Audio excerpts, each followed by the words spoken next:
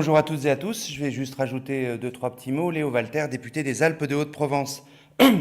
Je le précise juste parce que ça va être important dans ce que je vais ajouter comme petit mot par la suite.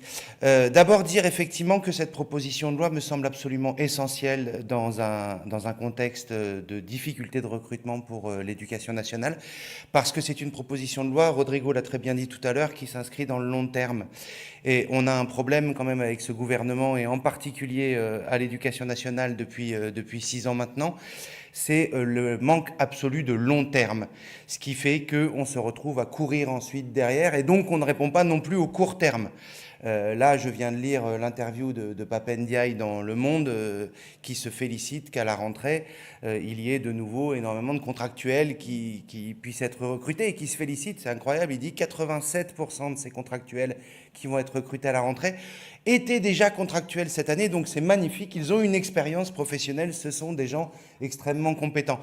Y a un mépris absolu dans cette phrase, à la fois pour les enseignants titulaires qui ont fait des études, qui se sont préparés pour ce métier, mais également pour ces contractuels à qui on dit bah, c'est bon, vous avez 1 an d'expérience, alors maintenant vous êtes des professionnels expérimentés, alors qu'on ne vous a pas accompagné ni en termes de formation, ni en termes d'accueil dans les établissements, etc., etc.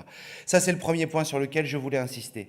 La nécessité absolue de réfléchir au long terme, c'est ça qui permet aussi de répondre à l'urgence, parce qu'on se débarrasse de l'urgence pour dans 4 ou 5 ans, une fois que les choses seront établies, mais en même temps, ça permet de retrouver une sérénité à long terme qui permet de répondre aux urgences du moment. Ça, c'est le premier point. Le deuxième point qui me semble très important dans cette proposition de loi, c'est cette question du pré-recrutement à niveau bac. Alors, je disais tout à l'heure que je suis député des Alpes de Haute-Provence. Dans mon département, il n'y a pas d'université.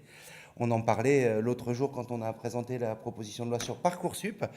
Dans mon département, un élève de terminale qui souhaite poursuivre ses études après le bac va devoir s'expatrier, quoi qu'il arrive.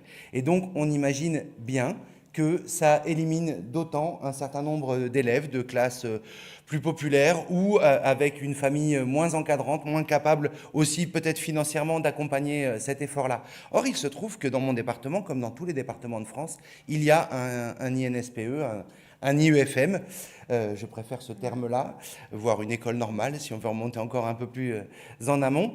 Et donc, ça veut dire que des élèves des Alpes de Haute-Provence qui sont en terminale, qui souhaiteraient se tourner vers le professorat des écoles ou vers l'enseignement dans le second degré, pourraient poursuivre des études immédiatement après le bac, prises en charge, rémunérées, mais dans leur département. Donc on aurait là aussi, tu as parlé tout à l'heure de mixité sociale, on a un corps enseignant qui est de moins en moins mixte socialement, et il se trouve qu'il est aussi de moins en moins mixte géographiquement.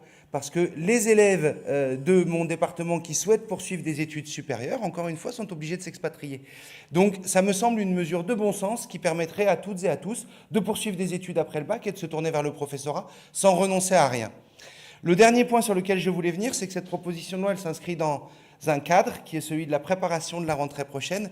Notre ministre s'y prépare très tardivement. Nous avons décidé de lui dire que nous nous y préparons toujours en amont. L'année dernière, on avait fait 2 propositions de loi avec la commission, enfin avec le groupe LFI de la commission des affaires culturelles et de l'éducation. Il se trouve que ces propositions de loi avaient peut-être un petit peu bousculé les choses, puisque après celle qui proposait effectivement un recrutement et l'ouverture de la liste complémentaire, on avait eu des annonces vers cette ouverture de la liste complémentaire par le ministère. Après celle que nous avions déposée à la rentrée sur la gratuité réelle de la rentrée, on avait eu des annonces malheureusement non suivies d'effet. Mais bon, des annonces, toujours est-il, du ministère de prise en charge des frais scolaires pour les quartiers politiques de la ville.